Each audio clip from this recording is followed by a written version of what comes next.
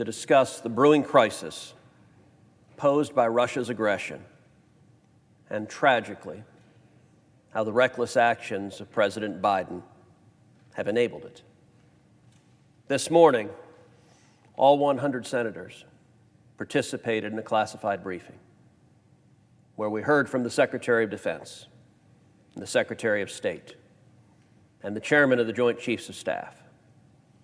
We heard about the magnitude of the threat from Russia.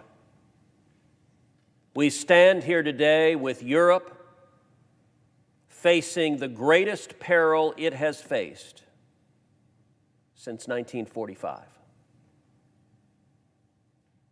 These are ominous and chilling times. And we did not arrive here by accident.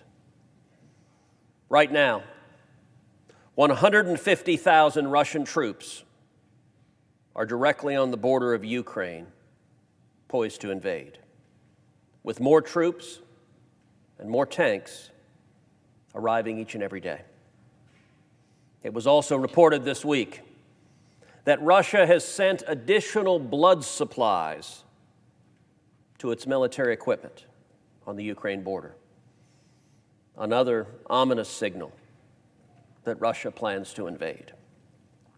Ukraine, and indeed the region and the world, find ourselves in this crisis because of President Biden's weakness, because of his appeasement, because of his surrender to Putin over the last year.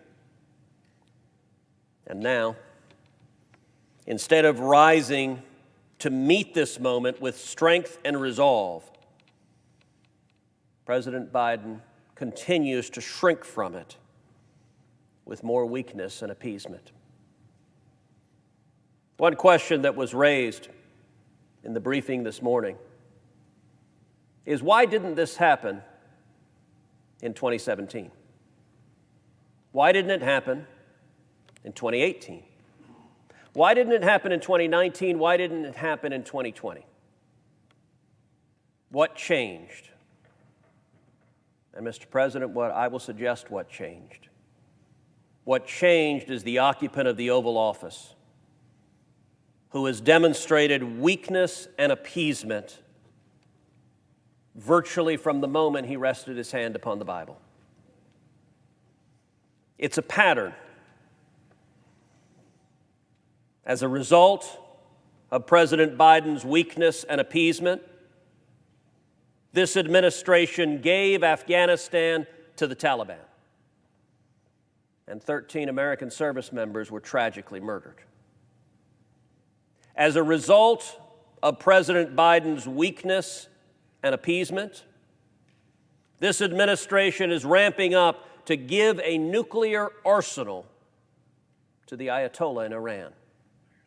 The very same Ayatollah who chants death to Israel and death to America, the Biden administration is preparing to facilitate that Ayatollah having the weapons of mass murder to carry out those pledges. As a result of President Biden's weakness and appeasement, the Biden administration is in the process of ceding Taiwan to Xi. President Biden has even banned any Taiwanese official from displaying a Taiwanese military uniform or displaying a Taiwanese flag on U.S. government property. Why? Because it offends the communist government in China. And again, right now, today, as a result of President Biden's weakness and appeasement, the Biden administration is in the process of abandoning Ukraine to Vladimir Putin. Putin didn't just wake up one day and decide to invade Ukraine. He has wanted to invade Ukraine for years, and he did so in 2014.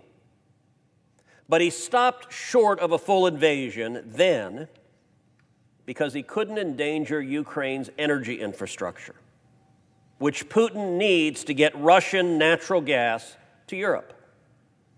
So Russia formed a consortium to build Nord Stream 2, a pipeline stretching directly from Russia to Germany under the sea so that Russian gas could circumvent Ukraine altogether. We have long known about the dangers Nord Stream 2 poses. That's why in the last few years, Democrats and Republicans here in the Senate have come together repeatedly and taken bipartisan actions, passing sanctions on Nord Stream 2 with overwhelming majorities. I led that effort, drafting the Cruz-Shaheen sanctions. They were supported by every Democrat in this chamber. They passed overwhelmingly, and they worked. They succeeded. They stopped the pipeline literally the day they were signed into law. The story of how that happened is well known to every senator in this chamber, as is the story of how the new president, President Biden, inexplicably and catastrophically decided to squander that hard-fought geopolitical victory and turn a victory for America into a loss for America and our allies. Many a Democratic senator standing on this Senate floor has quietly expressed frustration, confusion, anger why the Biden administration would surrender to Russia and give away the victory we had won.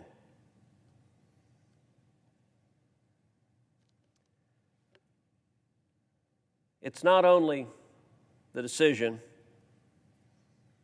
to surrender on Nord Stream 2 and give Putin the pipeline that enables him to invade Ukraine that led to this day. Also, for the past year, President Biden has repeatedly, systematically undermined our Ukrainian allies in the face of Russian aggression.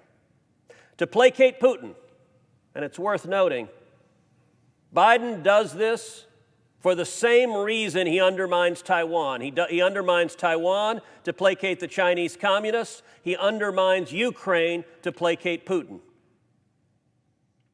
To placate Putin, the Biden administration has repeatedly withheld military aid packages to Ukraine. Other times, he has withheld diplomatic support to pressure our Ukrainian allies into supporting his misguided Nord Stream 2 surrender to Putin. Biden's actions for the past year have emboldened Putin, who acted on that weakness and has put Europe on the brink of war.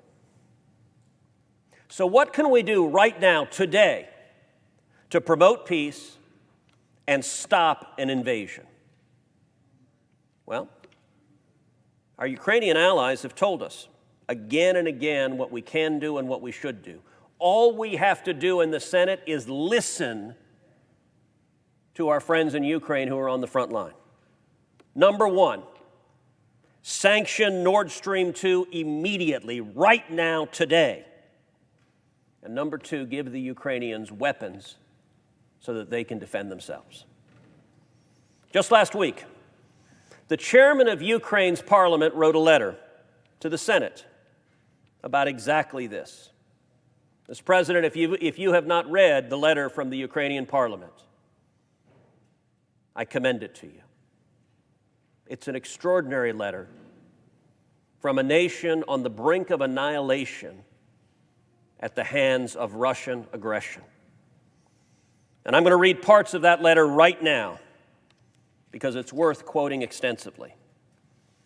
The chairman of Ukraine's parliament writes, quote, Nord Stream 2 is a source of multidimensional security, political, and economic threats to Ukraine and Europe as a whole. It is not an exaggeration that Nord Stream 2 is no less an existential threat to Ukraine's security and democracy than the Russian troops on our border. This pipeline must be stopped, and the only way to prevent the completion is to use all the tools available to do that. The letter continues, quote, "So far, the decision to waive sanctions against Nord Stream 2 in May of 2021, that was a decision by President Biden, has emboldened Russia and caused Moscow to conclude that the United States may accommodate its hostile intentions." The letter continues, "After a clear majority of the U.S. Senate voted 55 to 44 in favor of imposing immediate sanctions on Nord Stream 2 AG on January 13, 2022, it is essential that Congress include immediate sanctions against Nord Stream 2 AG in any new legislation to undercut options for Russia's aggressive actions on Ukraine."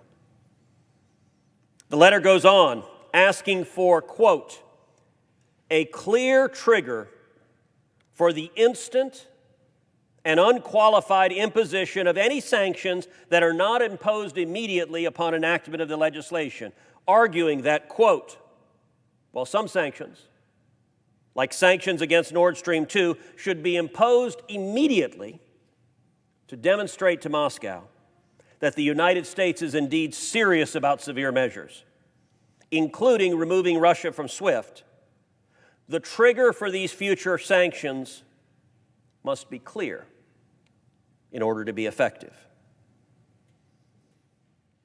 The letter continues, quote, "a significant escalation in hostilities whose aim or effect of undermining, overthrowing, or dismantling the government of Ukraine, occupying the territory of Ukraine, or interfering with the sovereignty or territorial integrity of Ukraine is too high of a threshold to deter Russian aggression or affect the Kremlin's cost-benefit analysis."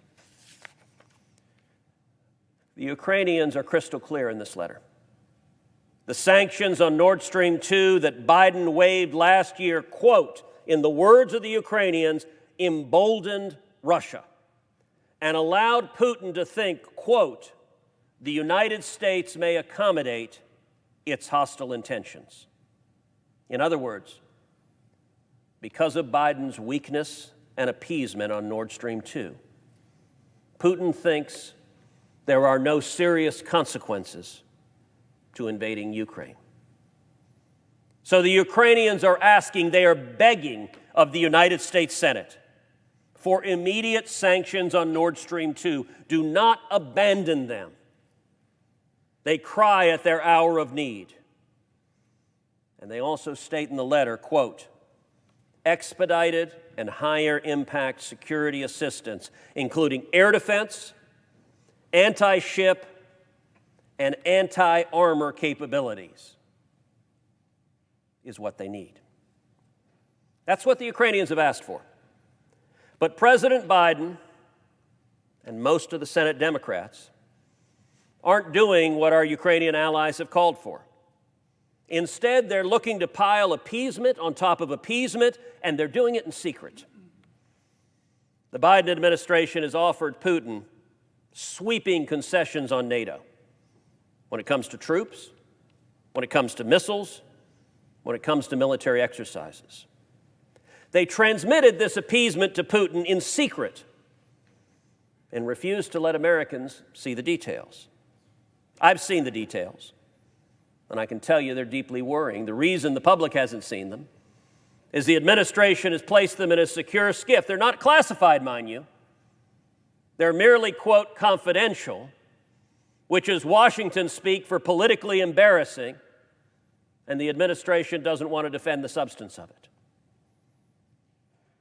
That's why I'm introducing legislation called the Partner Act, which would prevent President Biden from endangering our longtime allies and frontline countries in NATO by prohibiting him from removing American troops from the countries that border Russia, meaning Estonia, Latvia, Lithuania, Bulgaria, Romania, Poland, longtime allies.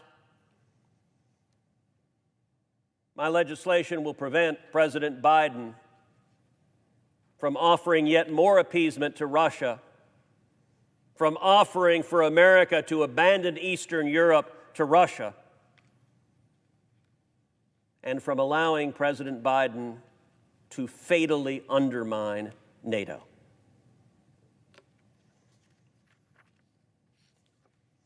Madam President, I also want to address the fact that some think we should stand down and not resist Russian aggression because they say Biden will send American troops into Ukraine and start a shooting war with Russia if Putin invades.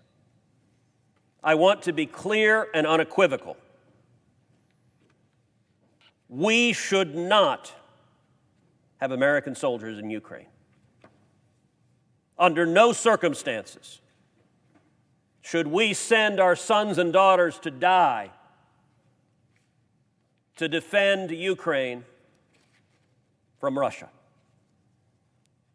If the Biden administration proposes that because their foreign policy is collapsing around that, I will vigorously oppose such a move, and the vast majority of Americans do as well. But critically, the Ukrainians aren't asking for that. Ukraine is not asking for a single American soldier. Ukraine is saying do two things: sanction Nord Stream 2, the pipeline that enables the Russian aggression, and provide them with the military weapons so that they, the Ukrainians, can fight to defend their own nation from the invading Russian army.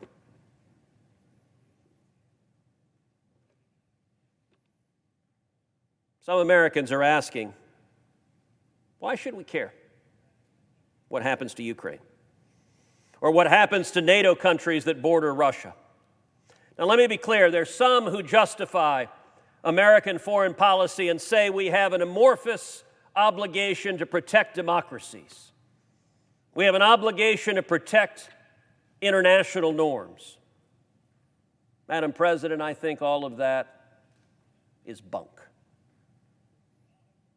We have an obligation to protect the national security of the United States of America. The Commander-in-Chief's obligation is to keep Americans safe. What does that mean in this context? Well, I want to make 4 points. Number one, what Putin is trying to do is reassemble the USSR. If he succeeds in doing so, it would be catastrophic for global stability and American security. Putin and Russia are an enemy of America. When the Soviet Union was bigger, stronger, mightier, and with a bigger military, the lives of Americans and the lives of our allies were in far greater jeopardy.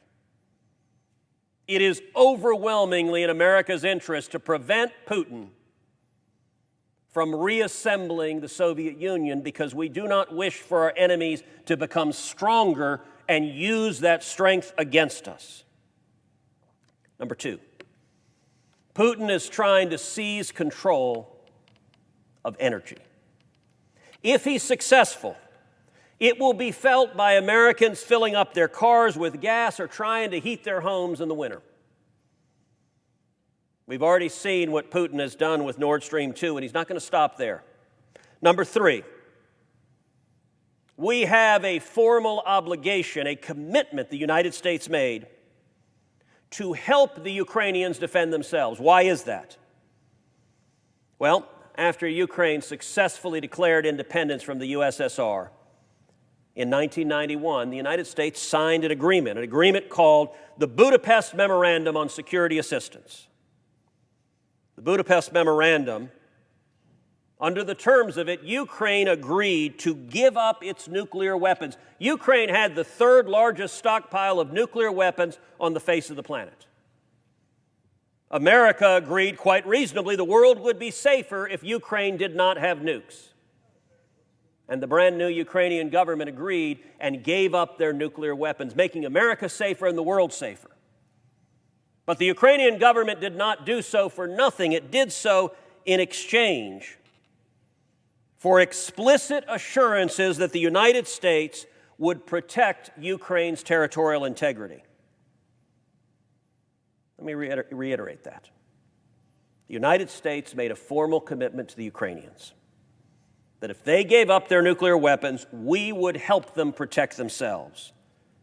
And the Ukrainians are asking us to honor our commitment in the form, and they're very specific what they're asking, in the form of immediate sanctions on Nord Stream 2 and weapons so they can defend themselves. We need to send them that lethal aid. The kind of firepower the Ukrainians need to defend themselves, not the blankets and teddy bears and meals that the Obama administration sent the last time Russia invaded Ukraine. And number 4, we have treaty obligations to NATO countries on the front lines of Putin's aggression. Putin wants NATO to withdraw foreign forces, including American forces, from the countries that border Russia, from Bulgaria, from Poland, from Romania, from Estonia, from Latvia, from Lithuania. But to withdraw American forces from NATO would be seen as, and in fact would be, an abdication of our commitment to NATO.